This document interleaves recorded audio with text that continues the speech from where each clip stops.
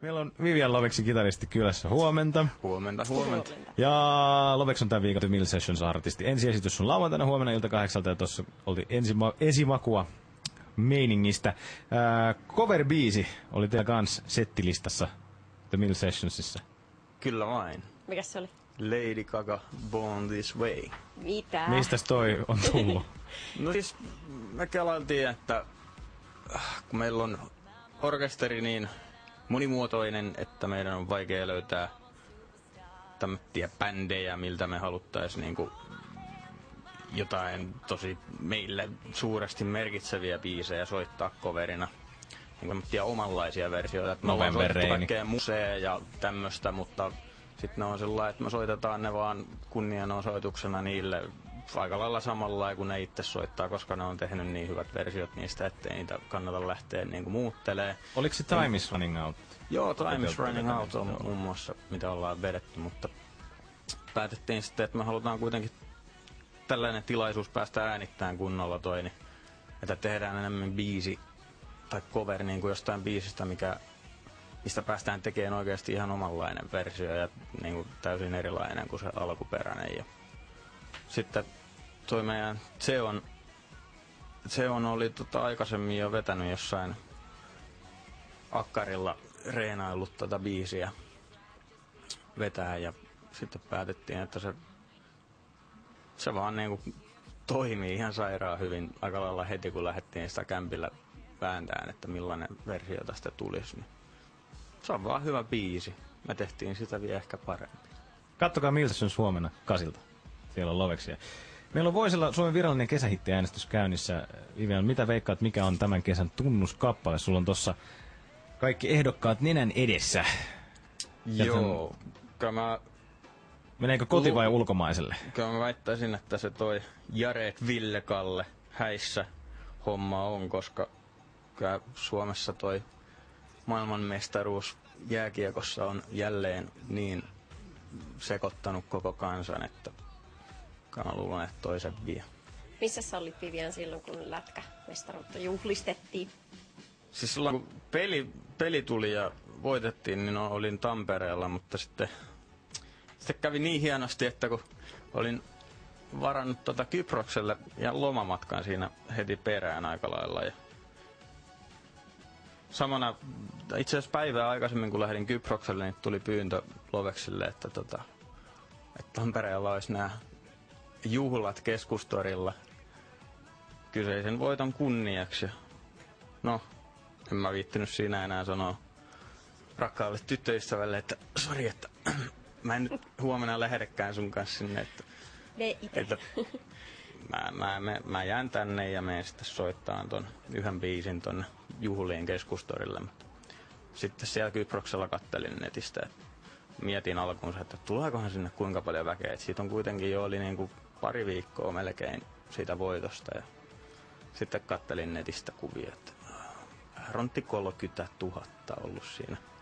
Väkeä siinä Keskustorilla. Isoin yleisö, mille Lovex onkin esiintynyt ilman mua. Kuule pientä katkeruutta. Kyllä noita tulee vielä. Tulee, katsotaan sitten 16 vuoden päästä. Niin, maailmanvalloitus vielä kesken. Joo. Ja mitä on tulossa? Okei, te kävitte Kyproksella ja sä tykkäät hirveästi reissata. Onko nyt kesällä mitään? Kyllä. Joo, siis vielä lähdössä sitten, mitä nyt en tiedä, bändin kanssa saattaa tulla tietysti vielä kaiken näköisiä reissuja ympäri maailmaa tässä, mutta ihan semmoinen lomareissu on Italiaan 8 viikkoa reppureissaan. Kiertään monia paikkoja, Kardajärveä, Venetsiaa, Roomaa, Milanoa. Tän Dan Brownin Enkelit ja Demonit-kirjan innoittamana. Ai sä käyt kattoo ne läpi? Joo, siis Roomassa ajattelin, että siellä pitää käydä kattoon niin nämä kaikki paikat, mitä tässä kirjassa mainitaan. No siinä sitten hetki vierähtääkin. No joo.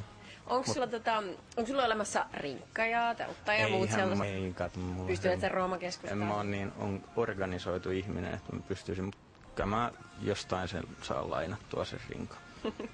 Mut mites Loveksin ulkomaankuviot? Sä tuossa sanoit, että jotain saattaisi olla koukkuja vedessä. Nyt on kaiken maailman asioita tapahtumassa ja nyt ensimmäinen tämmönen varmistunut iso juttu on toi Japanin julkaisu ensi kuussa ja sinne saatiin tosiaan Japanin oma superstara, semmonen J-Rockin varmaan isoimpia nimiä, semmonen Miavi-artisti, erikoisseppä vierailee meidän USA-biisiin ja saatiin todella erikoinen versio aikaiseksi ja hienoa päästä tekemään jotain todella normaalista poikkeavaa taidetta meille ja tietysti se on niinku ihan sairaan hieno tilaisuus saada jalkaa oven väliin tonne isommillekin markkinoille Aasiaan, koska se on oikeasti se kerää miljoonia katsojia niinku YouTubessa sen videot ja tällainen. Hei, tähän loppuun, tosi jees, tähän loppuun vielä pakko ottaa muutama kuulijoiden kysymys, mitä meillä ennen on tullut. uutisia. Tuolla on paljon Lovex-ystäviä kuulolla. Erittäin paljon näyttää olevan. Onko ne katkeria? ei nää tunnu katkerilla. Päinvastoin. Millaisia rituaaleja teillä on ennen keikkaa? Kysyy Sami. Sami, onko se meidän toinen kitaristi? Jos se ei muista. Tätä tänne soittelet. Ei mitään erikoisia. Varmaan ainoita on tämmönen, mä aina hieron meidän kosketinsoittajan hartioita juuri ennen keikkaa. Samalla lämmittelen itse sormia ja saan siltä tää jännitystä pois. Se on varmaan 2 kertaa yhdellä iskulla. Joo, ja sitten käsien pesu just ennen lavalle meno on semmonen pakollinen rituaali.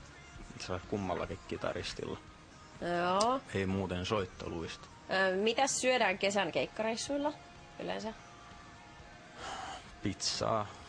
Pizza on ollut yleinen, mutta siis meillä on ollut välillä semmoinen näin pieni söpö vaaleanpunainen grilli mukana ja sitä ollaan yritetty päästä käyttämään, mutta sitten ei olekaan vielä kertaakaan onnistuttu, että on jouduttu vetämään ne makkarat kylmiin. Jos tänä kesänä pystyisi niinku pääsee oikeasti grillaan, laittaa hiilet siihen ja kaikkea. Sitten pitää palkata yksi kokki makkara mukaan. Joku, kuka taitaa grillauksen jalon taidon. Noin. Pinkillä grillillä. Tää oli nyt tiedoksi Tampereen tytölle. Sitten vielä Minna haluaa tietää, että millainen on täydellinen keikkasää? Täydellinen keikkasää. Täysi pimeys. Hämärä klubi, hikinen, kylmä, pimeä. Kunhan on täysin pimeet. Eikä ole, sanotaan semmonen, että 19-20 astetta lämmintä. Eli sitten se Tampereen torikaan ei niin paljon harmita, kun siellä on aika valosaa, 30 000 Eihän siellä olisi kukaan halunnut olla. Spotit häikäs ei näe sitä Niin, jengiä ja aurinko ja kaikkea. Keskellä päivää. Joo. Ei voi olla hyvä meininki. Ankeen. Nimimerkki Toro Tampereelta kysyy vielä, että lähdetäänkö illalla yhdelle. Aha. Onko Joko sä pystyt puhumaan saakin? Facebookissa.